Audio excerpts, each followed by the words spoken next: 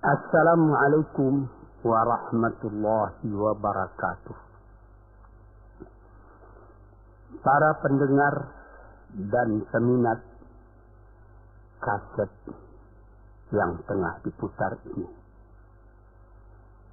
saya menyatakan rasa bahagia, rasa syukur kepada Allah dapat menyampaikan dakwah saya ini sekarang dengan kaset. Moga-moga dapat tuan-tuan putarkan, tuan-tuan dengarkan ketika tenang-tenang dengan anak-anak di rumah, atau ketika naik mobil, di mobil-mobil yang dapat memasang kaset dalam perjalanan yang jauh, sehingga kecapean dan kepenatan dalam perjalanan pun hilang karena mendengarkan suara ini. Yang akan jadi cerita saya pada hari ini adalah apa yang pernah kejadian di zaman Nabi kita Muhammad sallallahu alaihi wasallam. Di dalam riwayat ada diceritakan bahwa pada suatu hari, kira-kira pukul 9 pagi sepenggalah matahari naik, Rasulullah sallallahu alaihi wasallam berjalan dari rumahnya, dari biliknya, menuju ke dalam masjid beliau yang mulia di Madinah. Ketika itu biasanya ada juga orang yang sembahyang di masjid, sembahyang sunat duha. Tapi umumnya masyarakat sudah keluar dari rumahnya pagi-pagi, bekerja menurut bidang masing-masing. Yang pergi bertani, yang pergi berniaga, yang pergi mengembalakan unta atau kambingnya. Tinggallah beberapa orang saja. Beliau lihat di sudut masjid ada satu orang pemuda sedang duduk tafakur termenung. Mukanya kelihatan muram saja, menunjukkan kesedihan yang terpendam di dalam hatinya. Rasulullah mendekat kepada pemuda yang tafakur itu. Setelah dilihatnya Rasulullah datang, dia pun menengadahkan muka. Rasulullah pun bertanya, "Mengapa di saat begini engkau duduk tafakur dalam masjid? Dan wajahmu kelihatan ada menampakkan kesedihan atau muram durja. Apakah yang engkau derita sekarang ini?" Jadi pemuda tadi menjawab, "Hazanun lazimatni ya Rasulullah wa duyunun." Artinya, aku ditimpa duka cita ya Rasulullah, karena utang. Rupanya orang ini berutang. Utang telah lama, janji sudah dekat, persediaan buat membayar belum ada. Itu yang saya menungkan di sini ya Rasulullah. Dengan senyum Rasulullah menjawab, "Sudikah engkau kalau aku ajarkan kepadamu suatu bacaan? Apabila bacaan ini, yaitu berupa doa, engkau baca pagi-pagi, dan nanti petang-petang pun engkau baca pula dan hati khusyuk, insyaallah hutangmu itu akan terbayar." Tentu pemuda tadi dengan besar hati menjawab, "Tentu ya Rasulullah. Aku senang sekali kalau dapat engkau ajarkan kepadaku apakah doa itu." Lalu Rasulullah membacakan, mengajarkan kepada pemuda itu doa ini. Inilah yang akan saya bacakan pula, mudah-mudahan kita semuanya dapat pula mengambil bacaan ini menjadi bacaan kita. Kita baca pagi, kita baca petang. Apa bunyinya? Allahumma inni a'udzubika minal hammi wal hazani wa a'udzubika minal ajzi wal kasli wa a'udzubika minal bukhli wal jubni wa a'udzubika min ghalabati daini wa qahri rijal. Sebelum kita uraikan atau kita tafsirkan artinya satu demi satu, baik kita artikan secara keseluruhan lebih dulu. Artinya ialah, ya Tuhanku, aku berlindung kepada Engkau daripada ini. Lalu disebut 8 banyaknya. Yang pertama, aku berlindung kepada Engkau daripada duka cita, daripada kesusahan dan duka cita. Susah dan duka cita, sudah 2. Dan aku berlindung kepada Engkau daripada malas, daripada lemah dan malas, jadi 4. Dan aku berlindung kepada Engkau daripada bakhil, berat mengeluarkan wang, dan daripada pengecut atau penakut, sudah 6. Dan aku berlindung kepada Engkau daripada pengaruh berutang, dan daripada kekuasaan orang lain atas diri kita, sehingga kita tidak mempunyai kemerdekaan pribadi lagi.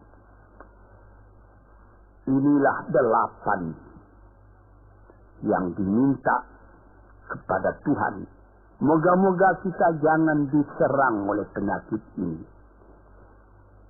Karena kalau ada ini penyakit yang 8 perkara, itu kita mempunyai pribadi yang lemah. Tidak mempunyai lagi personality yang dapat tegak.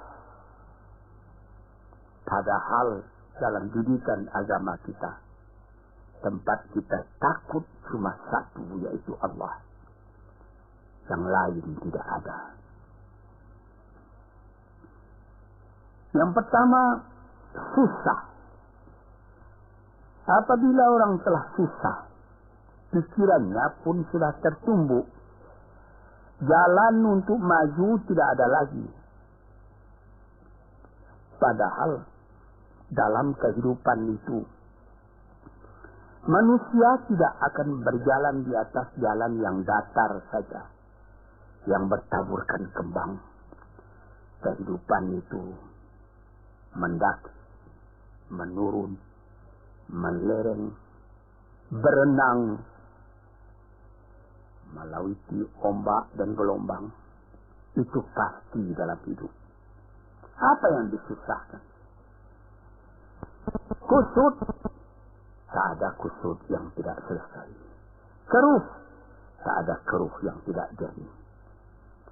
Apabila pikiran kita telah susah lebih dulu, maka gelaplah jalan yang kita tumpuh ke muka dalam kehidupan tadi. Yang kedua, kita disuruh berlindung kepada Allah daripada duka cita. Yang menyebabkan orang duka cita itu memang banyak. Misalnya, kehilangan barang yang disukai, kematian orang yang disenangi, bahaya yang datang dengan tiba-tiba. Orang yang ditunggu sudah lama tidak datang. Barang yang dicari tak bertemu. Dan lain-lain sebagainya. Lalu tumbuh hazan, duka cita. Kalau kesusahan menjadikan soal yang kita hadapi jadi kusut, kedukaan menyebabkan jalan yang kita tempuh jadi gelap. Ini 2 dua hal yang bisa menghambat, menjadi rintangan bagi manusia di dalam kehidupannya. Lalu yang ketiga, aku berlindung kepada Engkau ya Allah minal ajaz. Lemah. Lemah apa? Lemah pikiran. Tidak ada energi lagi. Tidak ada inisiatif lagi. Menyerah saja. Lemah. Belum dihadapi suatu soal, hati lebih dulu sudah lemah. Merasa itu soal terlalu besar. Padahal kalau dihadapi, tidak ada kusut yang tidak terselesaikan, tidak ada keruh yang tidak terjadikan. Yang lebih berbahaya lagi. Yang keempat, apa? Malas. Kalau sudah malas, apa yang akan dikerjakan? Kita duduk saja termenung-menung dalam kemalasan. Lalu angan-angan banyak, cita-cita mati. Angan-angan hendak terbang, padahal sayap tidak ada. Angan-angan hendak mempunyai ini, hendak mempunyai itu, hendak mempunyai Mercedes-Benz, hendak mempunyai rumah besar, tapi ikhtiar tidak ada. Sebab itu ada pepatah dari orang tua-tua kita di zaman dulu, dikatakannya, mati, ini zaman penjajahan dulu nih. Mati Belanda karena pangkat katanya. Mati Cina karena kaya katanya. Mati keling karena makanan katanya. Mati Melayu atau Indonesia karena angan-angan. Ini dia. Angan-angan karena malas. Jadi berangan-angan. Tapi malas. Jadi tidak jadi. Dan itu membentuk juga kepada diri kita. Orang pemalas itu jalannya lunglai saja, matanya muram saja, tak jauh dia memandang. Ini penyakit. Itu 4 penyakit. Lantas dikatakannya lagi yang nomor 5 dan nomor 6. Wa a'udzubika minal bukhli wal jubni, dan aku berlindung kepada Engkau daripada bakhil dan pengecut. Ini lebih berbahaya lagi. Dikumpul-kumpulnya harta banyak-banyak, maksudnya tadi hendak menguasai harta itu. Lama-lama dengan tidak disadarinya, harta itulah yang menguasai dia. Dia menjadi bakhil. Siang malam tidak ada kesenangan, cuma sibuk cari uang.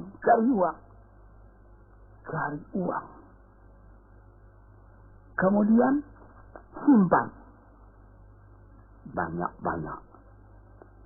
Gunanya ya cuma mengumpul itu saja.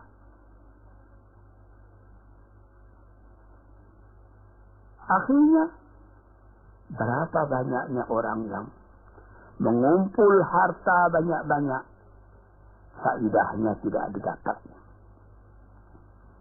Saya ingat cerita dahulu 40 tahun yang lalu ketika saya masih tinggal di kota Medan. Ada satu orang kaya mengumpul harta. Terkenal dia kaya di Medan, beberapa buah rumah, puluhan rumah yang dipersewakannya. Dan ada lagi harta-harta yang lain. Dia berjalan di jalan raya kota Medan itu dengan jalan kaki pakai payung satu. Padahal orang sudah mulai membeli mobil. Entah Cadillac lah, entah Chevrolet lah. Model-model yang terkenal sebelum perang. Anaknya mengambil faedah dari kekayaan ayahnya. Dia beli mobil dengan uang ayahnya. Lalu orang bertanya, Tuan, anak Tuan sudah naik mobil, Tuan masih jalan kaki. Apa jawab si bakhil tadi? Saya anak orang miskin, anak saya anak orang kaya, katanya. Nah, inilah orang yang bukan lagi mencari harta buat menguasai harta itu, tetapi dia mencari harta buat dikuasai oleh harta itu. Yang nomor 6 lebih jahat lagi. Apa? Jubun, pengecut. Pengecut ini menjadikan separuh dari kehidupan manusia menjadi gagal. Ada pepatah orang,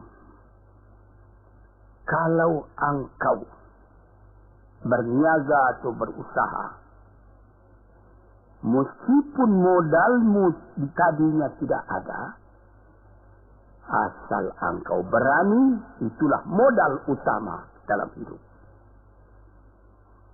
Sesuai dengan pepatah Melayu atau pepatah Indonesia lama, dia katakan,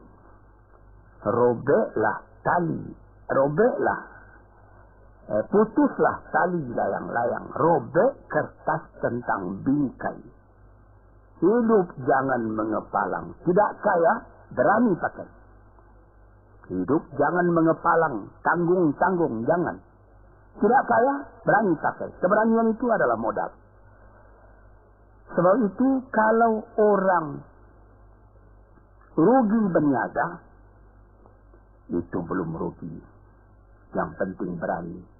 Karena ada perniagaan itu tidak saja beruntung, rugi juga kadang-kadang.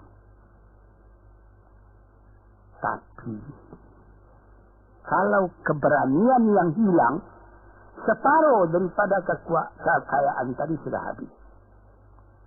Walaupun masih banyak ada, tapi keberanian tidak ada, separuh sudah habis.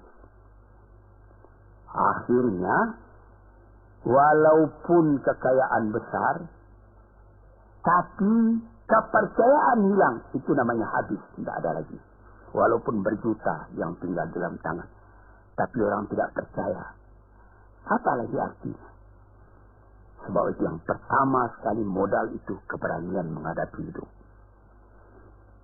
Ini 6. Yang ke-7 dan 8, wa a'udzu bika min ghalabati daini wa qahri rijal, dan aku berlindung kepada Engkau ya Ilahi daripada pengaruh utang. Hutang itu, itulah anak muda yang duduk di sudut masjid tadi, dipengaruhi oleh utang. Sampai Rasulullah sendiri pun mengatakan, iyyakum wad-daina. Jagalah supaya kalau sedapat-dapatnya jangan sampai berutang.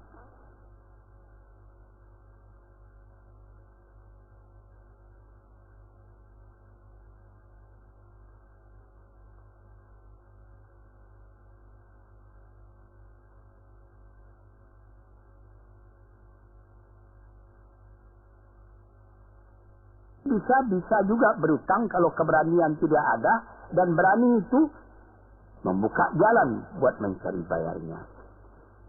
Tetapi kalau pengecut berutang lagi, itu payah buat membayar. Sebab itu Nabi mengatakan, iyyakum wad-daina, saya dapat-dapatnya elak salah supaya jangan berutang. Fa'innahu hammun bil-laili wa madhallatun fin nahari. Hutang itu susah pada malam hari, mata tidak mau tidur. Dengan apa timbangan hutang tadi, berapa utang, berapa yang akan diterima, sehingga mata tidak mau tidur malam itu memikirkan hutang. Akhirnya madhallatun fin nahari, kalau siang hari badan berasa hina, tak berani keluar dari rumah. Kota Jakarta yang begitu besar, bersilang siur, jalan-jalan raya, jalan Tamrin, Diponegoro, Imam Bonjol, Cut Mutia, dan lain-lain nama jalan. Ada orang yang jalan itu bertambah lama, bertambah kecil jumlahnya. Kalau orang lain mempunyai 100 macam jalan, dia paling tinggi cuma 2 saja jalannya dapat jalan. Jalan dari rumahnya ke tempat yang tertentu. Selain dia tidak berani. Kenapa? Karena ada tempat dia berutang. Jadi dikatakan dalam hadis itu, orang berutang malam tak mau tidur, siang malu sama orang. Takut akan ditanyai, takut akan dicari. Ataupun dia berbenam di rumah, datang orang menunggu piutang. Dia bilangkan kepada pembantunya atau kepada anaknya, katakan bapak tidak di rumah. Anak yang tolol atau pembantu yang tolol menjawab, mana bapak? Dia suruh bilangkan bahwa bapak tidak ada di rumah. Kata anak tadi, bertambah susah. Lantas yang nomor 8, waqahri rijal. Kita tidak mempunyai lagi kemerdekaan diri buat menyatakan perasaan kita karena kita segan kepada orang. Kita terlalu banyak berutang budi kepadanya. Kita terlalu banyak mendapat hadiah daripadanya. Kita terlalu banyak dan lain-lain. Sehingga mulut kita jadi tertutup, tak dapat bercakap lagi. Ditekan oleh hutang budi kepada orang tadi. Kemerdekaan diri tidak ada lagi. Inilah 8 perkara yang ditunjukkan oleh Nabi Sallallahu Alaihi Wasallam kepada pemuda yang duduk tadi. Dapatlah kita mengambil pedoman dalam kehidupan kita sendiri bahwa yang amat penting lebih dahulu ialah kemerdekaan jiwa. Kalau sekiranya di dalam negara yang telah merdeka kita sama sekali menyorakkan, meliuk lambaikan kemerdekaan di mana saja kita pergi, tapi banyak orang yang lupa negaranya telah merdeka, dirinya sendiri telah menjadi terjajah. Bukan Belanda, karena Belanda sudah lebih 30 tahun pergi meninggalkan negeri. Dan bukan bangsa yang lain, tapi penjajahan yang datang daripada sifat-sifat yang lemah yang kita katakan tadi. Kesusahan. Kalau kesusahan kita perturutkan, jalan yang kita tempuh menjadi buntu. Kita tak tahu lagi kemana akan pergi. Susah. Pagi susah, malam susah. Sehingga kusut benang itu tak tahu lagi jalan keluar. Padahal pangkal dari kesusahan itu bukan dari luar, tapi dalam jiwa kita sendiri, dalam dada kita sendiri. Yang kedua, dikatakan duka cita. Saya teringat kepada satu pantun Melayu atau pantun Indonesia. Dikatakannya, kalau berpiduk jangan bermenung, kalau bermenung riak pun tiba, kalau duduk jangan termenung, kalau termenung hati pun iba. Kalau hati sudah iba, jalan tertumbuk. Sampai ada juga pepatah nenek moyang kita, hati yang marah mendorongkan, hati yang iba menjauhkan. Sebab itu haruslah kita bersedia membesarkan jiwa kita sendiri. Marfu'ar ra's, maufurul kiramah. Kepala terangkat, harga diri dijaga. Itu. Kemudian dikatakan yang kedua, al-ajaz, lemah, al-kasal, malas. Kelemahan ini juga ada yang karena penyakit. Kenapa lemah saja? Kenapa setiap pekerjaan yang dihadapi pesimis yang timbul sehingga timbul malas? kalau perlu kita pergi kepada dokter, terutama psikiater. Kita tanyai di mana segi kelemahan ini. Karena kelemahan jiwa, kemalasan, malas dan lemah itu dari jiwa pangkalnya.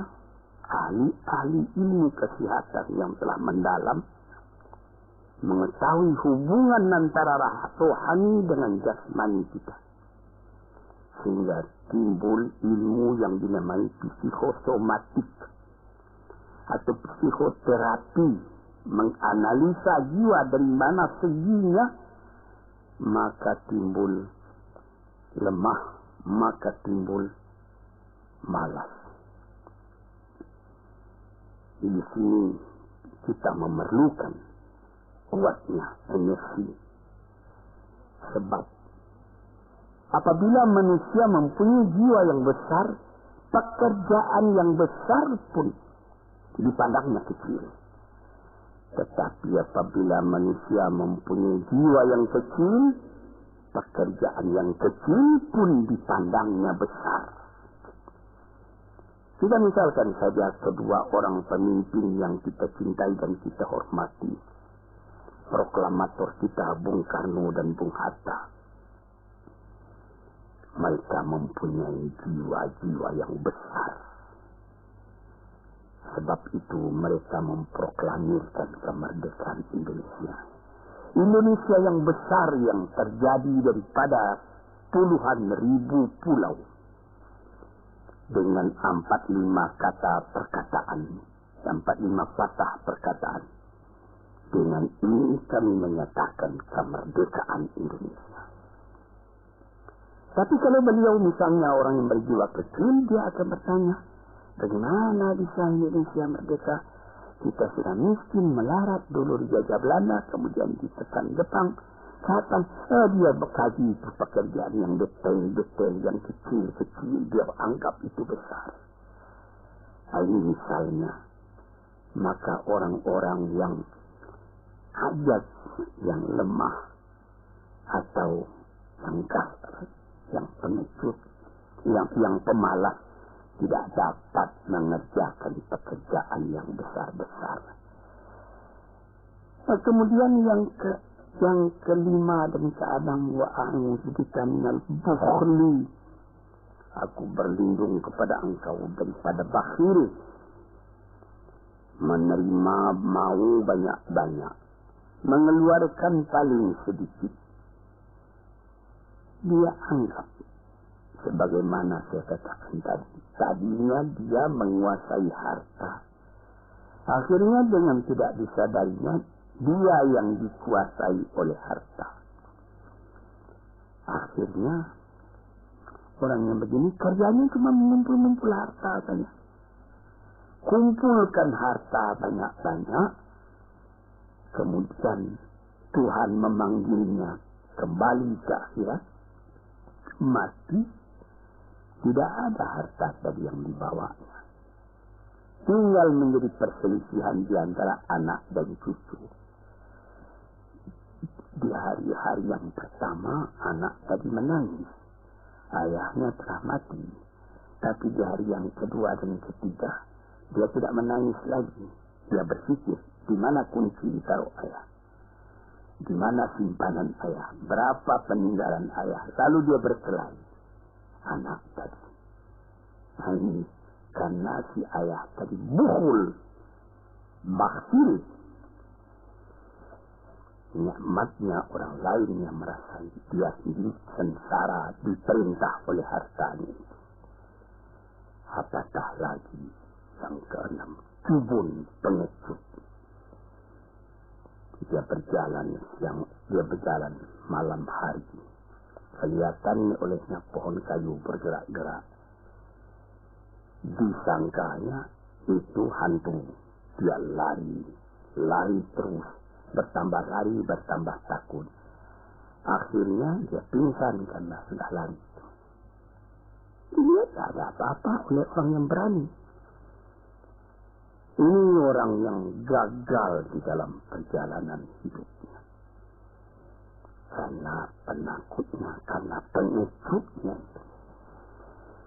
Padahal di dalam keterangan agama sendiri, orang-orang yang beriman kepada Allah dikatakan la tahinu wa la tahzanu wa antumul a'launa in kuntum mu'minin.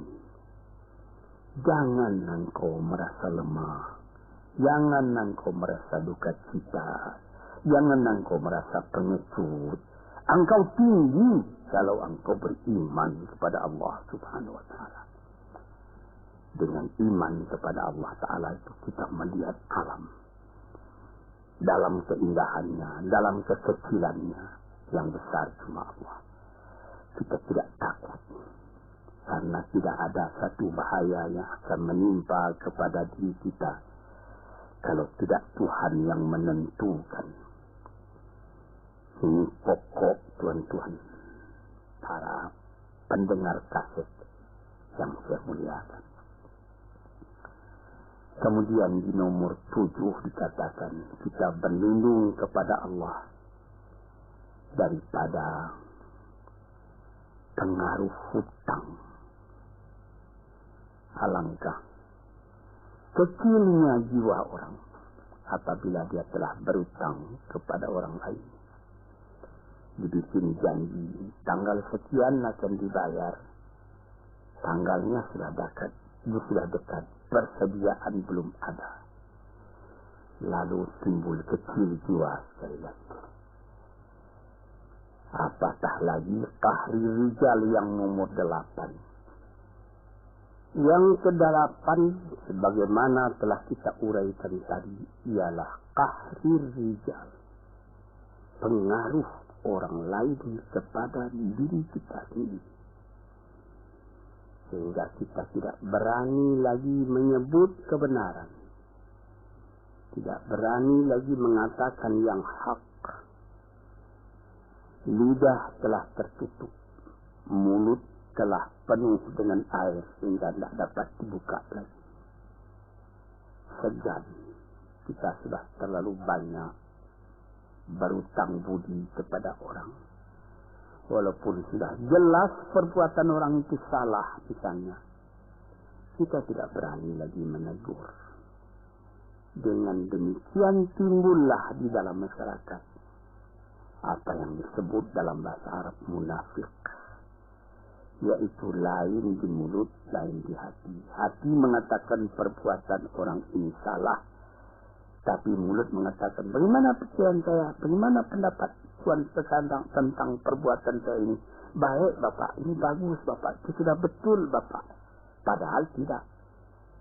Ini kecelakaan yang nomor 8. Kita minta kepada Allah supaya kita dilepaskan dari pengaruh-pengaruh orang, pengaruh manusia, sehingga kita tidak berani lagi menyebut apa yang benar itu. Padahal di dalam hadis dikatakan qulil haqq walau kana murran. Katakan yang benar itu walaupun pahit sekalipun. Ini murah menyebutnya, tetapi kalau jiwa sudah tertekan, tidak berani menyebutnya lagi. Para pengikut kaset yang tertinda, itulah 8 perkara diperingatkan, dituliskan, diajarkan, disuruh hafal oleh Nabi kepada pemuda yang beliau dapati termenung duduk seorang diri. Dengan patuh dia turuti kehendak Nabi, dia baca itu tiap pagi, dia baca itu tiap sore, dia pahamkan apa isinya. Lalu timbul energi baru dalam dirinya, semangat yang baru. Langit pun kelihatan cerah, bintang pun kelihatan berkelap-kelip, matahari pun kelihatan bercahaya, dan dia sudah melihat kehidupan ini dengan mata yang terang. Kemudian dia bertemu dengan Nabi, ya Rasulullah, saya mengucapkan terima kasih. Penyakit-penyakit tak ada pada saya lagi. Utang saya sudah terbayar. Dan saya akan memulai hidup yang baru. Inilah jawab dari pemuda tadi. Dan inilah jadi pedoman pula bagi kita kaum muslimin. Kalau kita terjadi pada diri kita beberapa hal, salah satu dari yang 8 perkara itu, baca doa ini pagi, baca doa ini petang, lalu berusaha. Jangan cuma berdoa, berusaha, berdoa dan berusaha. Allah akan membukakan kepada kita pintu rahmatnya, memberikan nikmatnya yang berlipat ganda, sehingga segala sesuatu yang di kiri kanan kita menjadi kekayaan, menjadi inspirasi buat maju ke depan di dalam kehidupan ini. Bapak-bapak, saudara-saudara pendengar kaset yang saya muliakan, moga-moga pengaruh dari hadis ini, daripada doa ini masuk ke dalam diri saudara, dan saudara menjadi orang muslim dan merdeka yang sejati. Sekianlah pandangan saya. Moga-moga ada manfaatnya bagi para pendengar dan pendengar kaset yang tercinta. Assalamualaikum warahmatullahi wabarakatuh.